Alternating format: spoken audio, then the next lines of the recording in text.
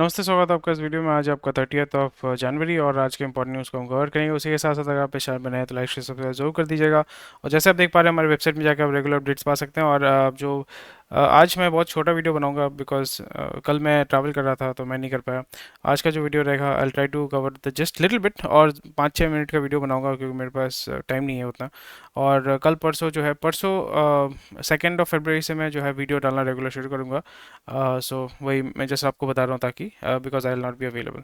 सो चलिए कंटिन्यू करते हैं आज के इस चैनल को या इस वीडियो को। सो हमें क्या देखने को मिला, कल हमने देखा कि मार्केट जो है बहुत अच्छा आपने पुश किया था। सो नियर अबाउट 1000 पॉइंट जो है वो ऊपर की तरफ भागा। सो नियर अबाउट 2% का ग्रोथ हमें देखने को मिला है। That is actually very very huge, वो भी 1 डे के अंदर। So this surge is mainly due to the two factors, short covering and active buying of certain stock. Short covering का मतलब क्या होता है? Short covering occurs when traders who had bet on stocks by short selling. जैसे नीचे की तरफ गिरेगा तो फिर उसका जो है they will take the short selling. आप उसका थोड़ा सा स्टडी कर लीजिएगा। It's a very simple concept. Short selling के माध्यम से जो है you are going to make money when the stock is falling. So इस जगह पे क्या हो रहा है कि those traders are forced to buy back the stocks to prevent further losses, causing the stock prices to rise. In this case, HDFC Bank, which has been facing a decline, saw a reversal due to a short covering. And concurrently, Reliance Industries, which was experiencing robust buying, uska kya hua? Further boosting its market value, surpassing global giants such as PetroChina and Shell PLC. So PetroChina, definitely it is one of the world's biggest oil refiners बोल सकते हैं PetroChina। And जो shell है, shell definitely ये गोरे का company है। And they have done a lot of exploration through out the world. And अलग अलग जगह पे ये एक्सप्लोरेशन का काम करते हैं, रिफाइनिंग का काम करते हैं। एंड जो ग्लोबल जो एनर्जी मूवमेंट होता है, प्राइमरी आपका फ्यूल मूवमेंट होता है, उस पर ये लोग काम करते हैं। सो क्या क्या इंप्लीकेशन हो सकते हैं? This surge in stock market reflects a positive sentiment in the market definitely. और फिर से हमें कुछ दिन बाद देखने को मिलेगा, may be couple of weeks from now on हमें ये देखने को मिल सकता है कि हल्का सा जो है वो आपको फिर से सेल ऑफ देखने को मिलेगा। बिकॉज व्हेन द मार्केट अभी जो है मार्केट साइडवेज मूवमेंट कर रहा है, ऊपर की तरफ जा रहा है, नीचे की तरफ आ रहा है। सो ऊपर की तरफ जब भी जाएगा तो वहाँ पे बहुत सारे लोग जो है वो प्रॉफिट बुकिंग करेंगे। Again it will come down because when people are doing profit booking they are selling the stock, and when the stock is being sold on a large scale on a massive volume, so उसके prices गिरने शुरू हो जाते हैं। फिर again एक level पे जाके उसको सपोर्ट मिलेगा।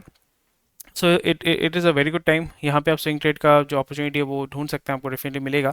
एंड यहाँ पे विद इन बहुत ही, क्योंकि मार्केट में इतना रैपिड मूवमेंट हो रहा है, सो स्विंग ट्रेड के लिए आपको उतना देर वेट नहीं करना पड़ेगा। May be with in couple of days you will see that जो आपका टारगेट है, मे बी 5%, 3%, 2%, जो भी आपने टारगेट रखा होगा वो इजीली आप देखोगे वो हिट कर रहा है। स्पेशली जो मिड कैप है, क्योंकि लार्ज कैप को जो है अभी लार्ज कैप में इतना वेरिएबल होता नहीं है, इतनी इस तरीके से जो है वो चेंज नहीं होते हैं।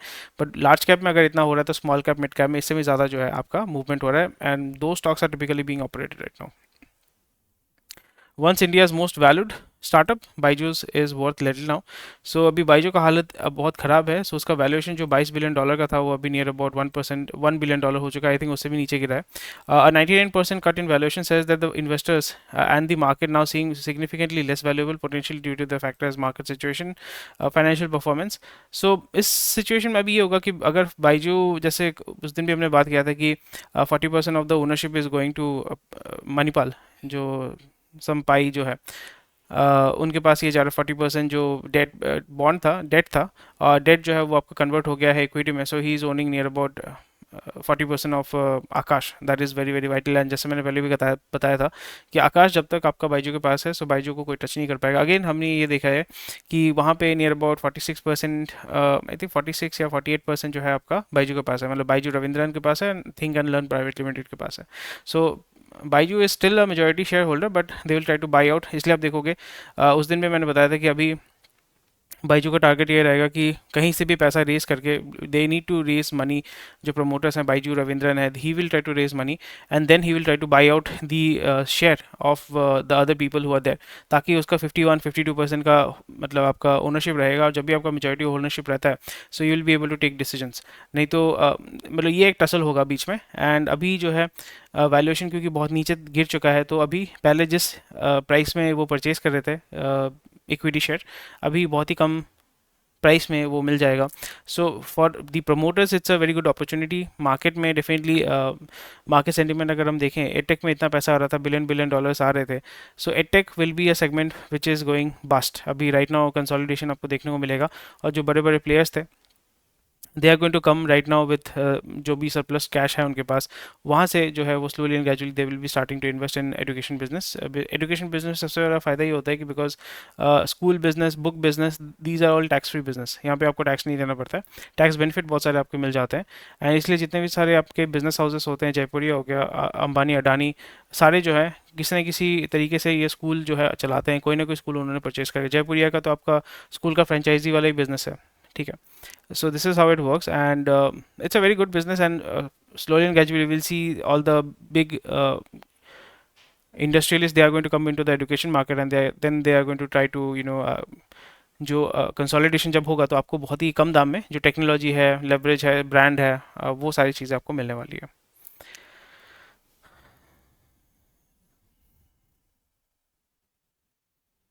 एंड गवर्नमेंट ऑफ इंडिया वही बोल रहे हैं कि भाई हमें जो है एक्सपोर्ट मार्केट में हमें पुश करना पड़ेगा, because we want to earn in dollars. So dollar जब भी हम इंडिया में आता है, सो एक तो है कि इंडियन इकोनॉमी में बहुत सारा पैसा आता है which is consume within the periphery, within the borders of India. And also आपका फॉरेक्स रिजर्व जो है वो इम्प्रूव होता है। So India's export market which represent the variety of goods that the country is exporting has been diversifying. However the major categories of these exports have been relatively unchanged over time. And definitely government को यहाँ पे थोड़ा सा push देना पड़ेगा, थोड़ा सा assistance देना पड़ेगा, because exporting from India is a nightmare. I tried to export stuff from India, and वहाँ पे इतने सारे रूल्स रेगुलेशंस एंड स्पेशली जो एक्साइज कस्टम्स हैं, it's very difficult, they have made it very very difficult. At least जब मैं export करने जा रहा था, मुझे 5-6 बार घुमाया, मतलब आज के ज़माने में 5-6 बार आपको घुमाया जाता है। So which you that is something which is very discouraging. इसलिए आपका जो स्पेशली दो दो चीज़ हम जो है वो एक्सपोर्ट करते हैं, एक है सर्विसेज, एक है प्रोडक्ट। सो सर्विसेज में डेफिनेटली एडवांटेज ये है कि आप उसको एक्सपोर्ट कर देते हैं थ्रू आउट दी, मतलब यहाँ पे जो सर्विस सेक्टर है इंडिया का वो तो उसी के बेसिस पे आपका चल रहा है। एंड जो है आपका पैसा जो बाहर से आता है, दैट इज़ वायर ट्रांसफ़र के माध्यम से आता है। सो उसमें एक्सपोर्ट, आईसी, ये सारी चीज़ों की ज़रूरत नहीं होती है।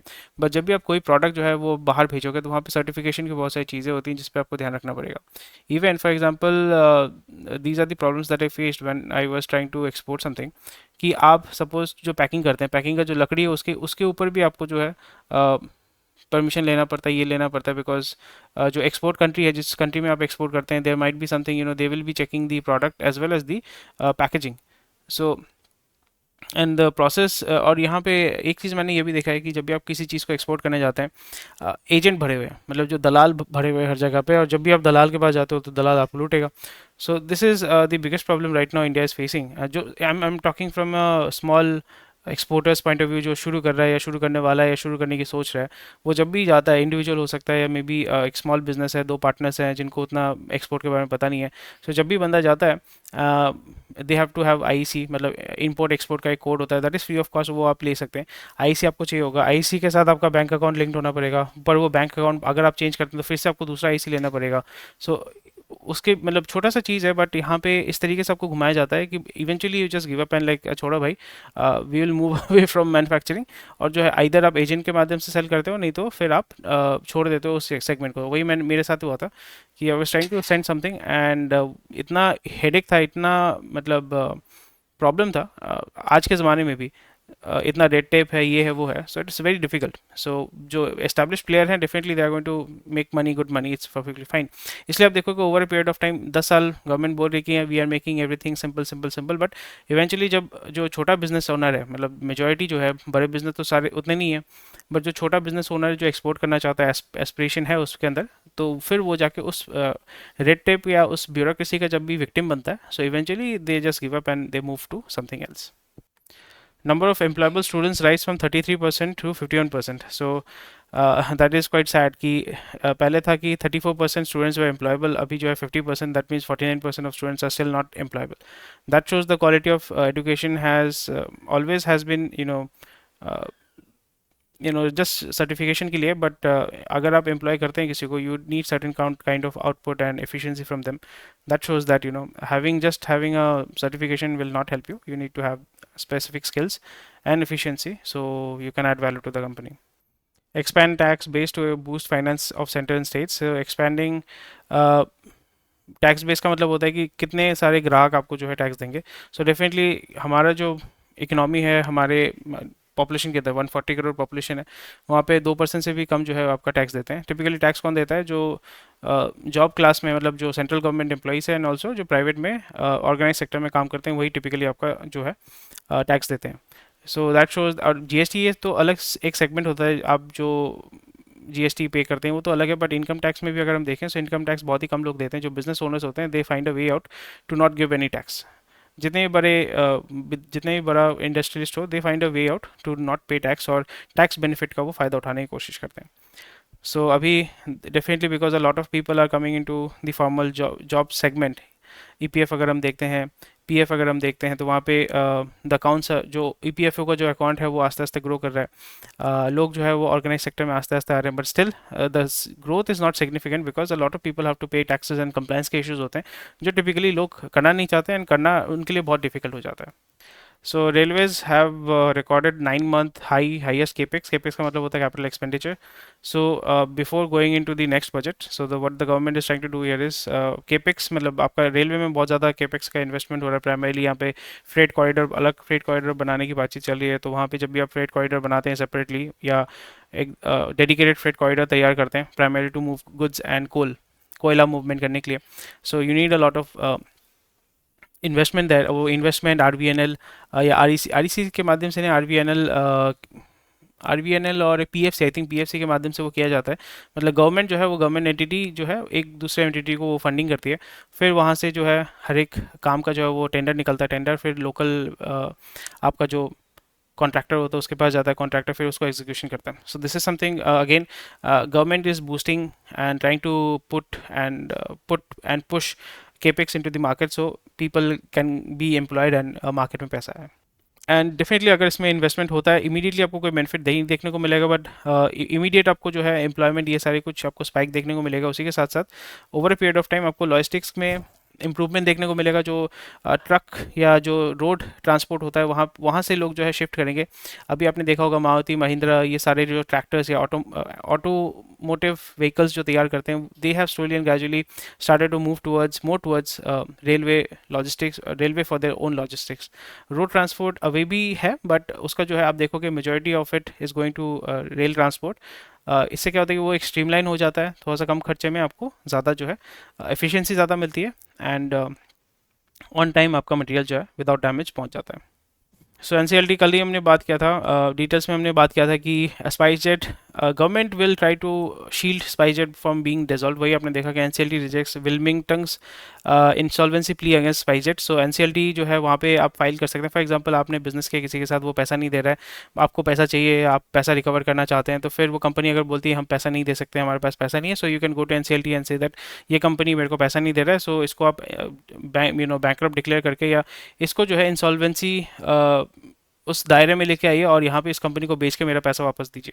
So that is what is happening है। एनसीएलटी में आप वो है पिटिशन फाइल करते हैं, फिर वो एनसीएलटी देखता है कि whether they are going to accept the petition और नॉट। जब एनसीएलटी वो एक्सेप्ट करता है, फिर वो कंपनी को पूछता है कि आप क्यों नहीं पे कर पा रहे हो, और वो बोलते हैं कि नहीं हम पे नहीं कर सकते, हमारा ये है वो है। Then they want to extract some money out of that company, so then it admits that company into insolvency। फिर वो इंसॉल्वेंसी में क्या होता है, वो कंपनी को फिर बेचा जाता है टेंडर के माध्यम से, जो भी हाईएस्ट बिडर होता है। And this is how it works. हमने सुपरमैक्स का भी देखा, किसी पैकिंग कंपनी का 2 करोड़ का था, 2 करोड़ वो डिफॉल्ट करने के बाद they are going to NCLT. GoAir में भी हमने देखा कि वो अभी एनसीएलटी में एडमिटेड है, वो एडमिट हो चुका है, और वहाँ पे स्पाइस जेट ही जाके बिडिंग कर रहा है कि हम जो है गो एयर को परचेज करना चाहते हैं। So all this stuff is happening and this decision my positively impact investor confidence. इसलिए हमने कल भी देखा था कि स्पाइस जेट का जो स्टॉक है वो 5% ऊपर की तरफ भागा था। So customs relief on solar and lithium ion cell plants extended, या देख सकते हैं यहाँ पे होलसेल जो प्राइसेस है, टूर का प्राइस 5% उठा है ऊपर की तरफ, which is not a very good thing. But यहाँ पे इसलिए म्यांमार से जो टूर आ रहा है that has to be increase, और वहाँ पे आपका सब्सिडी आपको देखने को मिलेगा गवर्नमेंट से। गोल्ड का इम्पोर्ट आपका सर्ज हुआ है 26% to $35 billion. So we are importing a lot of gold in India. So इससे दिक्कत ये होता है कि सीएडी, ऑलरेडी मैंने आपको बताया था सीएडी का मतलब क्या होता है। सीएडी आपका जो है वो एक्सपैंड करेगा when you are importing, you have to pay in dollars and to pay in dollars you need to buy dollars, and जो डॉलर आप परचेज करते हैं आप रुपये में परचेज करते हैं, सो रुपये अगर वीकेंड है तो फिर आपको ज़्यादा रुपये देना पड़ता है, so whatever that you are importing in terms of dollar then you are paying more for that.